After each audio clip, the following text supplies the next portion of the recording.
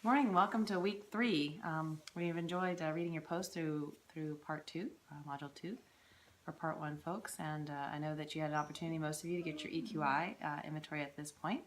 And that EQI inventory hopefully was helpful in working through the Ontario Leadership Framework domains, as well as considering what your own personal leadership theory might be. So I'll turn to Denise for our welcome this morning. Good morning. I'd like to acknowledge that we are gathered on the traditional territory of Waju, and we are really having a bit of a gray day out here, but it's nice because water is good for us here. It's not too much. In reading the Ontario Leadership Framework piece, one thing that came out over and over again was the fact that different domains are required more or less at different times, but that they were all important.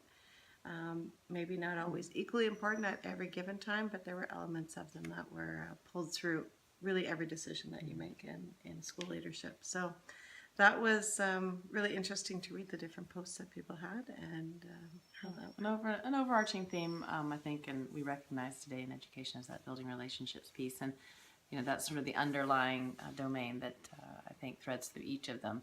It's very difficult, as many of you commented, to achieve many of the other domains, setting directions or creating visions for your school or your community without having those relationships that are solidified. So again, thank you for your comments. I can see folks are enjoying responding to each other. As you decide on current leadership theories, it is quite a personal choice.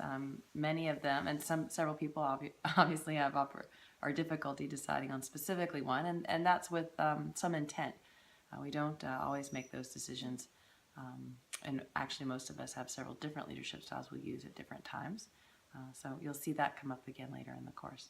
I hope your EQI, I did get to read some of your EQI comments, and I hope you enjoyed getting to know a little bit more about your strengths and areas for growth. It is a snapshot in time. I'd like to remind folks it's not your permanent status as it comes to emotional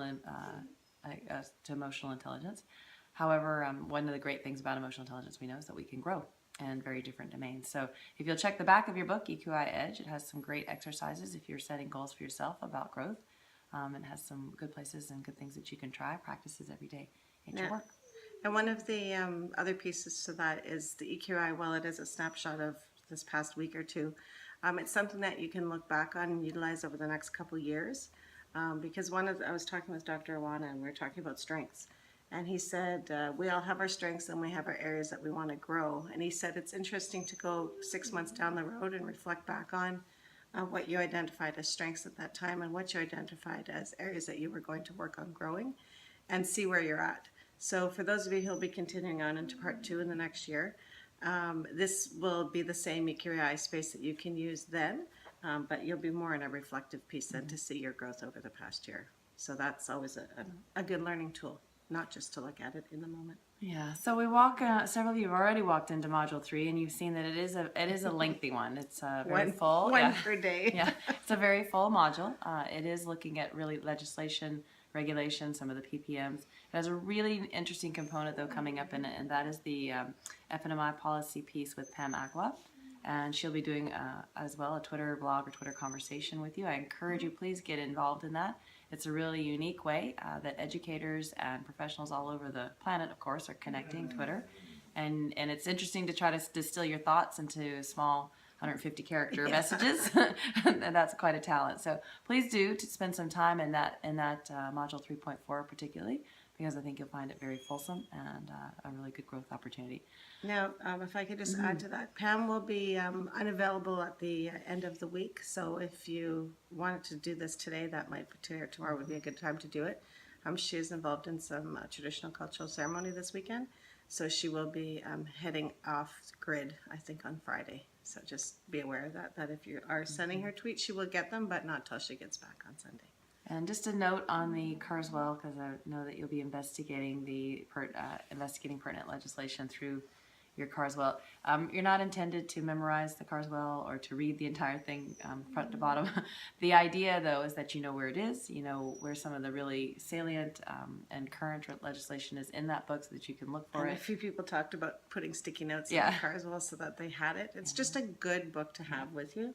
You can look for it online.